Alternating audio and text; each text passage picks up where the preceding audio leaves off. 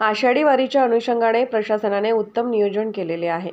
यावर्षीची आषाढी यात्रा व्यवस्थितपणे पार पडो हीच विठ्ठलचरणी प्रार्थना। येणाऱ्या दिंडीमध्ये कोणताही अपघात होणार नाही, वारकऱ्यांच्या सुरक्षेची दक्षता पोलीस प्रशासनाने घ्यावी।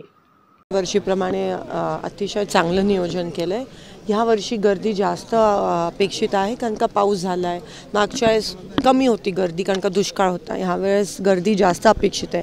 त्याच अनुषंगाने प्रशासनाची तयारी चांगली दिसते आणि अर्थात काही मुद्दे आपण मांडले तर प्रशासन मंदिर परिसरातले जे पारंपरिक लोक आहेत ज्यांचं उदरनिर्वाह ह्या सगळ्या दुकानावर त्यांचं अतिक्रमण काढण्यात आलं आहे, कोणतीही नोटीस न बजावता। तर ते एक विषय आपण ह्या ठिकाणी मांडला।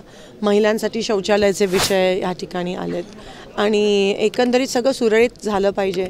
माझा एक महत्त्वाचा विषय इथे होता की हायवे आता सगळे चांगले झालेत आणि म्हणून वारकरी मागच्या वेळेस तुम्हाला आठवतं की एका गाडीने काही वारकऱ्यांना बिचारे दगावलेले, तर त्याची पण दक्षता पोलीस प्रशासनाने आणि कलेक्टर साहेबांनी घ्यावी।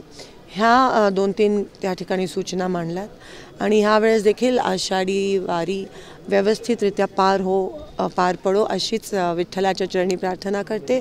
सगळे रिंगण जे आहे आपल्या बाजीराव वीरमध्ये सोलापूर आता ह्यावेळेस माझ्या मतदारसंघात होणार आहे आणि मी नक्कीच पालखीच्या स्वागतासाठी त्या ठिकाणी वाखरी गावात जाऊ इच्छित आहे।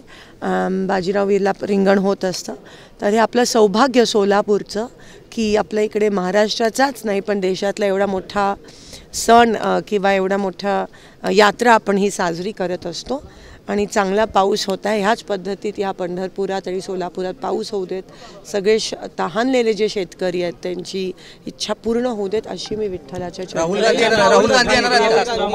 येणार आहेत का? व्यवस्थित होत नाही, कामं अनेक निकृष्ट दर्जाची होतात, त्याच्यावर काय आपण थोडंसं ऑब्झर्वेशन लक्ष नाही 100% पंढरपूर शहराची असेल मंदिर परिसराची असेल ही विकसित झालं पाहिजे।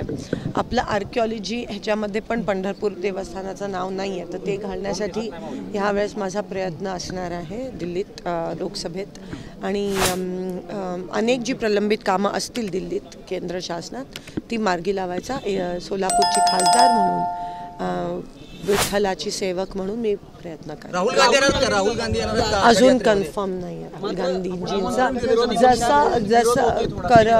जेव्हा कन्फर्म होईल तेव्हा पहिली गोड बातमी तुम्हालाच देईल।